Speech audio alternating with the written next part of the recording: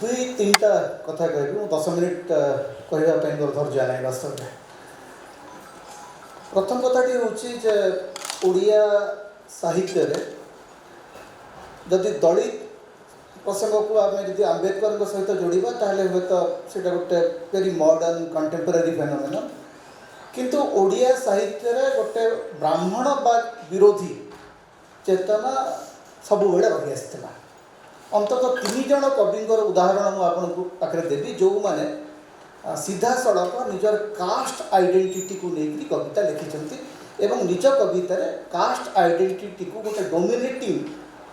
Factor भाव में व्यवहार कर तार प्रथम उदाहरण होती सारला दास जे बारंबार निजक शूद्र बोलिकी एवं से जो रामायण रचना कर रामायण राम नायक नुहति से नायिका होती सीता। सीता को केंद्र रखिक प्रथम ओडिया रामायण सारला दास लिखुं। तार पर आप देखिए सालबेग निजर जवन आइडेंटिटी को लेकर बारंबार एसर्ट कर। तृतीय कवि जहाँ को बारंबार ये चर्चा कराई भीमपुर जे निजर कंध परिचय को लेकर जे मु कंध जो मोर जाति ता हूँ गोटे इम्पोर्टाट फैक्टर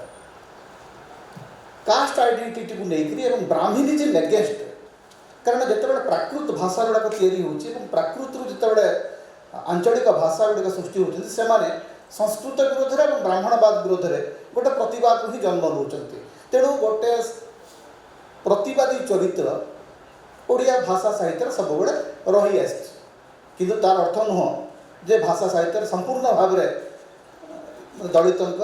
मार्जिनालाइज लोकंर कथा अच्छे ब्राह्मणवाद वर्चस्व ता भर अच्छी किंतु there is a scores of writers there series of writers जो मैंने ब्राह्मणवाद विरोध में लिखिं स्टार्टिंग फ्रम एपरिक अच्युतानंद पर्यटन अच्युतानंद दास हूँ कि बलराम दास हूँ भितर कौटि ना कौटि गोटे ब्राह्मणवाद विरोधी स्वर आप देखा पाइबे। किंतु ये टोटाल डिस्कोर्स भर मत आश्चर्य लगे जो ओडिया दलित साहित्य विषय आलोचना कला बेले जड़े बहुत इम्पोर्टाट दलित राइटर को ही आम आलोचना करूना ना हूँ खगेश्वर सेठ। खगेश्वर सेठ पश्चिम ओडिशार कवि दुईटी मानते ग्रंथावली 2 भाग में प्रकाशित होती अति स्पष्ट भाव में रेडिकल वे जो 3टी कथा ब्राह्मणवाद विरोध में कहवा नारी स्वाधीनतार सपक्ष में कहवा एवं ता भर लिंगगत वैषम्य को संपूर्ण भाव में अस्वीकार करवा गोटे इगालिटेरियन ह्यूमानिज्म वार्ता दबा ये 3टा कथा जदि कंटेम्पररी राइटिंग है कारण 1907 जन्म हूँ खगेश्वर सेठर यही समय कवि गुड़ी आप कहीपर कुशली भाषा लिखि कवि परीक्षा सत्य बोलिक जो कविता संकलन से संपर्क में मत आश्चर्य लगे nobody is talking about him. Bhim Bhoi को तो आप कहीपर जो अणदलित कवि जे दलित विषय लिखि किंतु खगेश्वर सेठ दलित संप्रदाय भितर आसिक से जीवन को लेकर एवं चाषी जीवन आउ गोटे बड़ कथा हूँ ओडिशा रे चाषी एवं चषांकर जीवन को लेकर जदि सर्वाधिक भल कविता किए लिखी सी होती खगेश्वर सेठ बिल्कुल कौन सी जगह आलोचना हुए ना ओडिया साहित्य पूरा नीरव खगेश्वर सेठ विषय दुर्भाग्यक्रमे जो दलित पोएट्री विषय आलोचना हो दलित लिटरेचर विषय भी आलोचना होती भी खगेश्वर सेठ कथा आम कहीं आलोचना करूँ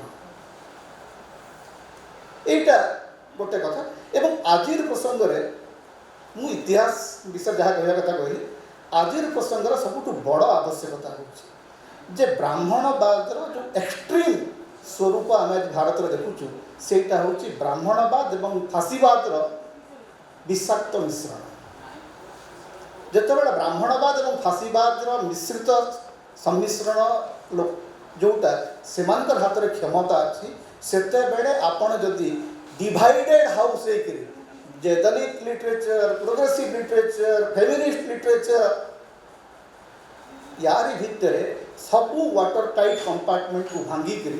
कौटी ना कौटी गोटे डायलॉग आवश्यकता अच्छी एवं से डायलॉग आज बहुत जरूरी टू फाइट अगेंस्ट फासिज्म जे भारत में फाशीवादी शक्ति ब्राह्मणवादी शक्ति जो माने सीधा सड़क आपण एवं तार भितर संख्यालघु जो मैंने अच्छा मुस्लिम्स क्रिश्चियंस सिख्स ए सबू गोष्ठी जो माने मार्जिन आज अच्छा समस्त को आज एकाठी होकरी गोटे स्वर में फाशीवाद विरोध में लड़ाटा हूँ आज एकमात्र आह्वान। बहुत बहुत धन्यवाद। नमस्कार।